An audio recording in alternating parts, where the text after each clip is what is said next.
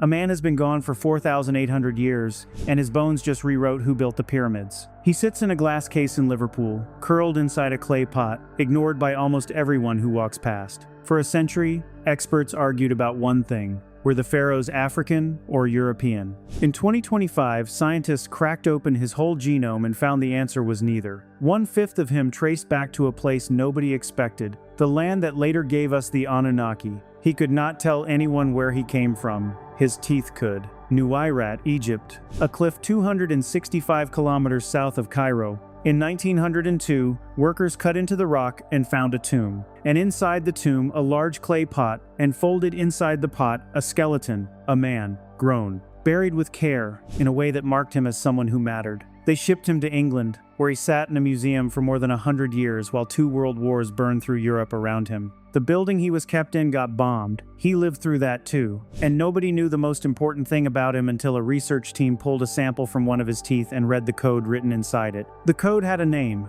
NUE001. It belonged to the first ancient Egyptian whose whole genome has ever been read. To understand why that matters, you have to understand how badly people have wanted to claim him. For 200 years, the question of who the pharaohs really were has been less about science and more about who gets to own them. One side said ancient Egypt was a black African civilization built by people native to the continent, later stolen by European museums and European ideas. The other side said the Egyptians were basically Mediterranean, light-skinned, closer to Greece and Rome than to anything south of the Sahara. The fight got loud. It got personal. It moved out of universities and onto television, into comment sections, into films with dramatic music and very little proof. Both sides pointed to statues. Both sides pointed to paintings. Both sides pointed to skulls measured by men who, to be blunt, had already decided what they wanted to find. What almost nobody had was real genetic material from a real ancient Egyptian. Egypt is hot. Heat destroys DNA.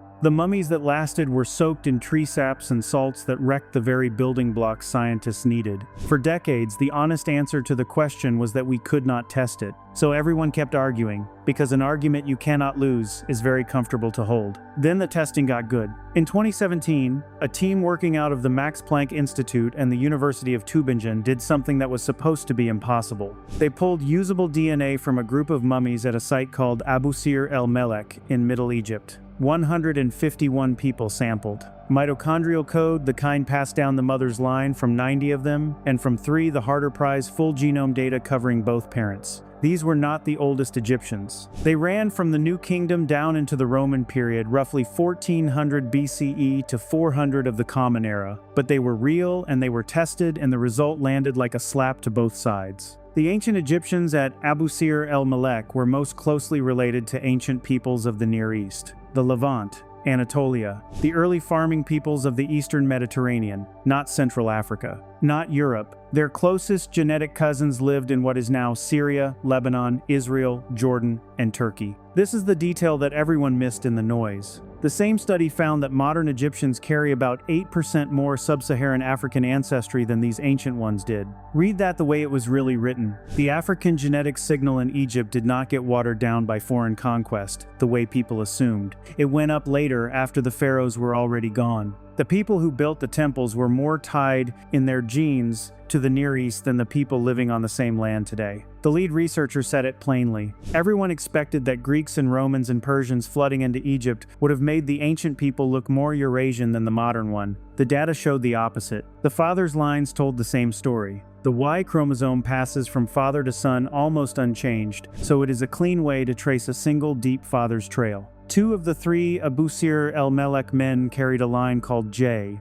a line rooted in the Near East and West Asia. The third carried a North African line. 2 doors out of 3 opened to the east. And these were the late Egyptians, the ones standing closest to the time of Greek and Roman rule, the ones who should have looked the most European of all. They did not. Now, a fair scientist would raise a hand here, and the researchers raised it themselves. Abu Sir el-Melek is one site. It is in the north. These people were fairly late in Egyptian history. You cannot take 3 genomes from one graveyard and speak for 3,000 years of a whole civilization. The finding was real, but it was a keyhole, not a window. To settle the question of the pharaohs, the ones who raised the pyramids, you would need someone far older, someone from the start. You would need a man in a pot. Liverpool, 2025. A second result came out and it did not soften the first one, it blew it apart. The team reading NUE-001 was not working with a New Kingdom mummy or a Roman-era body. Carbon dating put this man between 2855 and 2570 BCE.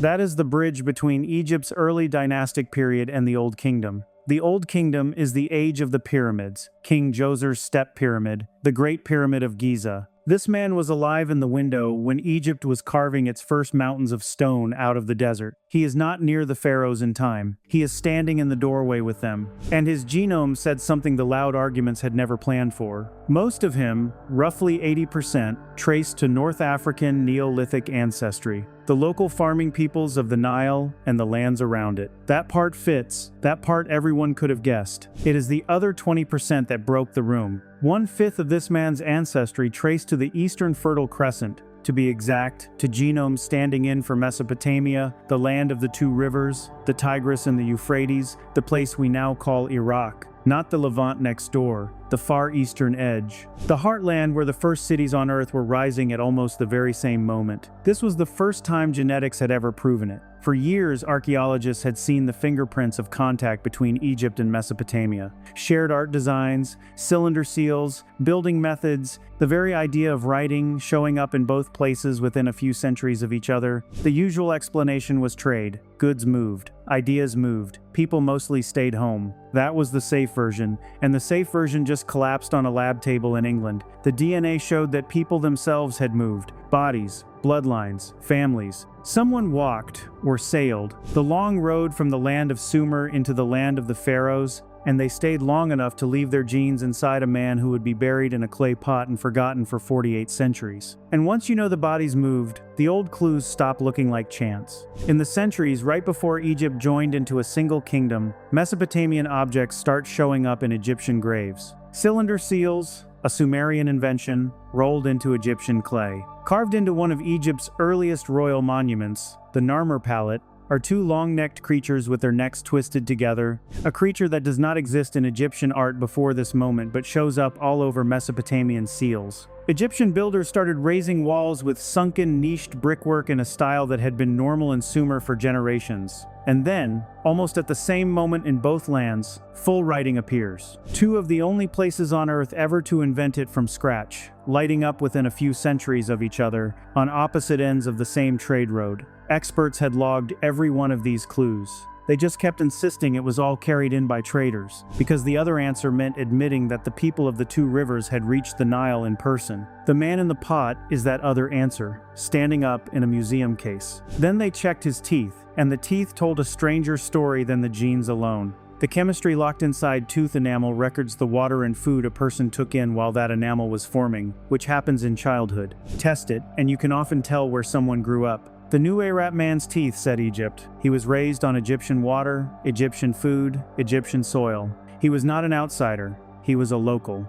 A born and raised Egyptian whose own body carried, woven through it, the mark of a people from 1,000 kilometers to the east.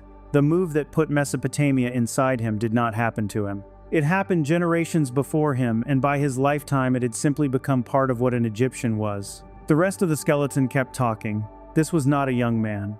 He had reached an old age for the time, somewhere past 60, which by itself made him unusual in a world where most people never grew old. His bones carried the wear of a hard, physical life. His seat bones, his arms, the way his spine had set, all pointed to a man who spent years hunched forward over heavy work, pulling, leaning, doing the same motion over and over until it carved itself into him.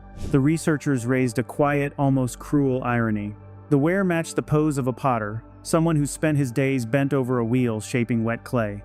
And this man, maybe a maker of pots, was buried inside a pot, given a tomb cut into solid rock, at a time when that kind of burial was saved for people of high standing. Whatever he did with his hands, someone thought he was worth saving. In 2025, a team at the Face Lab in Liverpool took three-dimensional scans of his skull and built his face back, layer by layer, the way investigators rebuild the faces of people no one can name.